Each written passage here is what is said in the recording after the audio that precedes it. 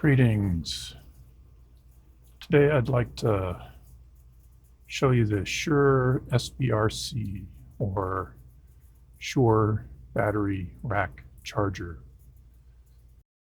This is not really a new device, but with the supply chain delays has finally come in.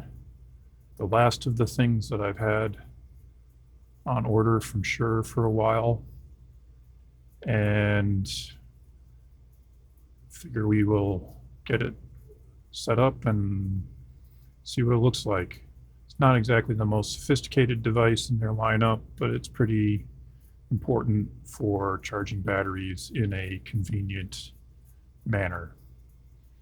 For those that don't know, it is a modular unit, so it has 4 bays, which you can then insert various charging modules into. Each module charges 2 of the same battery type. You can get modules for the 910, the 920, the 903, etc.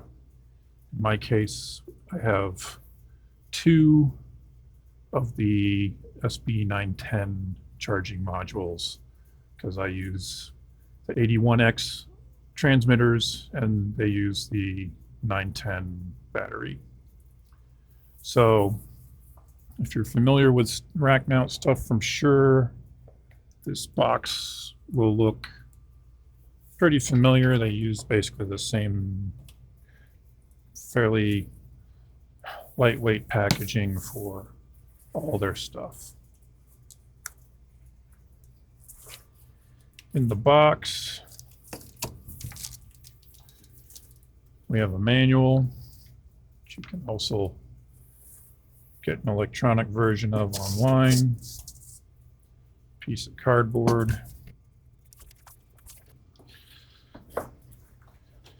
So the main rack unit is in a little enclosure inside, and this is a bit different for how most of their other rack stuff comes, but you have a little bit of padding in the front, and then the rack unit itself, which is in some plastic. I'm going to set this down for a moment while we get the rest of the stuff out of the box. Put this to the side.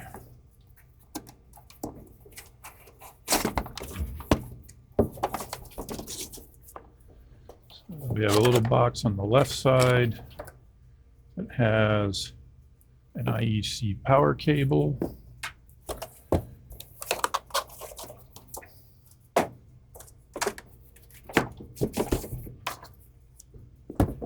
And box on the right side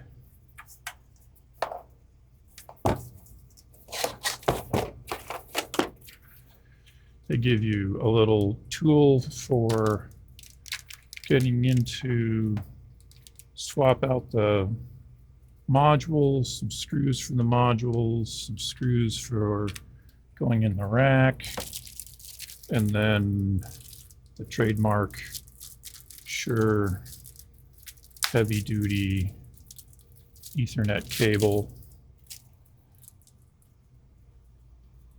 And this probably one of their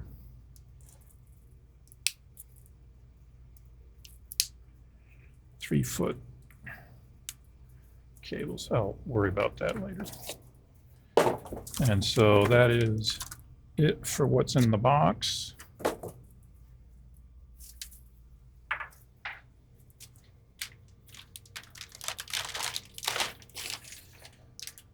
Take this out of the plastic. So on the front, you have a little display panel, and then, as I said, the 4 bays for the chargers.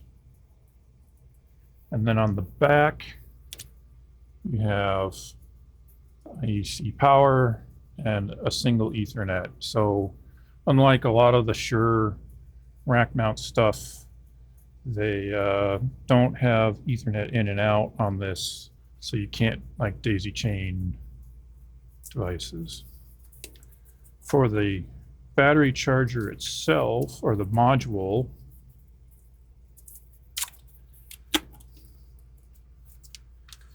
we have some instructions. We have another set of screws for holding it in place.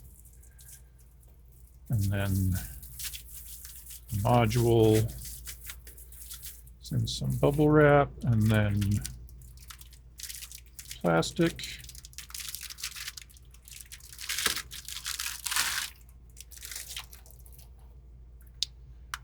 This is pretty much all plastic. You've got switches over here for releasing the batteries so that they get locked in place when they're charging, which is kind of nice. Looks like you put one battery in upside down, one battery right side up, and then terminal block on the back for connecting it to the back of the unit. So we'll get this box out of the way. We'll get the other one out. And again, we have extra screws. And then the other thing is there's actually screws in here holding these blanks on. So you get an epic ton of screws.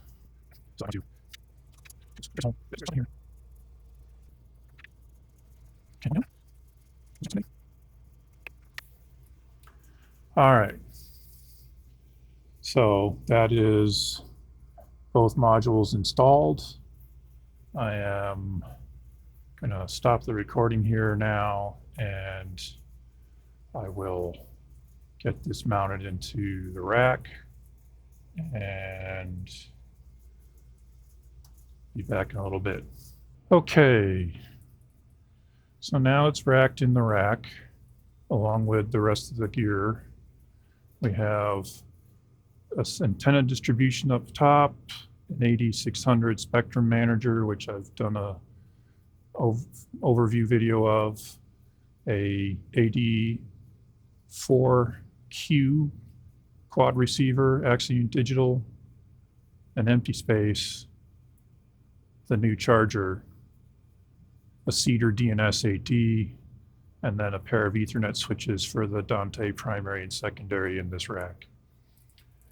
And I'm going to adjust the exposure now to make it a little easier to read the screen as opposed to being exposed for the blackness of the modules. So that should be a little bit better. You'll notice on the LCD display, it says storage. And that's because I actually usually keep my batteries charged to storage mode. There is a light that's on here, and that's showing you what is the active port that's selected. So if I go up or down, you can see it moves and goes 3, 4. If I then go to 5, 6, 7, 8, you can see them on the screen, but since there's no module there, it doesn't light up. Go back to 1. And then the reason for the selected module, so if I insert the battery, you can see it starts blinking, indicating it's charging. And if I hit the set button, you get info, so runtime, or the time to charge is calculating. I can go down and charge percent, battery health, cycle count on this battery is 0, temperature, and then network is active. And on this screen, if you hit up and down together, you get into the settings menu. And the settings menu is really fiddly on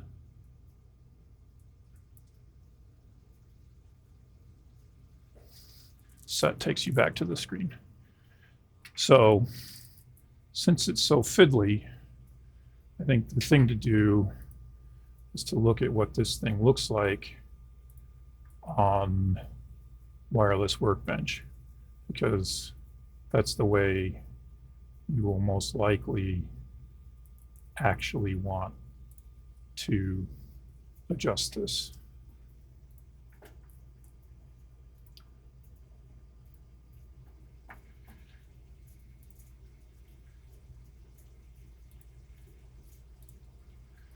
So here we are in Wireless Workbench. And you can see under Chargers that SBRC shows up. If I go over to the Monitor tab and go to Chargers, I can turn this on and we can see it's got the SB910 and it's actually already at storage, so it's not charging anymore. That battery, when you buy an 81X, you always get 2 batteries in it, and that's the one that is the spare battery that came with this charger that I am not currently using. You can see here's the 81X that I'm talking into at the moment, right? Via the magic of ShowLink. If I hit properties on this, you can see that it recognizes only the first 2 bays have modules in them, and it's telling you, hey, this is an SB910 that's in here. It's at 65% charge. If I select that, we can see over here battery health, capacity, maximum, etc. And if I click on health, you get 100. Cycles, 0 cycles, temperatures to 26 degrees. And then if you go to settings, you can see the uptime, temperature, fan control, fairly standard for Shure stuff. You set it to automatic. And with this, basically what that means is that when it's charging, it will turn the fan on, and when it's done charging, it turns the fan off. Storage mode is set to on here, and then again, you can see you can adjust the IP addressing, and you can set up access control to prevent somebody from fiddling with it from the front panel. And that's pretty much it. Not a whole lot to it. It's not a whole, doesn't need to be a whole lot to it as a battery charger, but definitely useful to have, especially in a rack mount configuration with other Shure gear.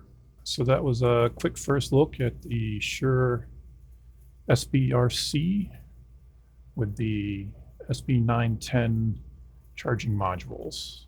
If you have any questions, please let me know in the comments down below, and I will try to get back to you as soon as possible. Thanks. Cheers.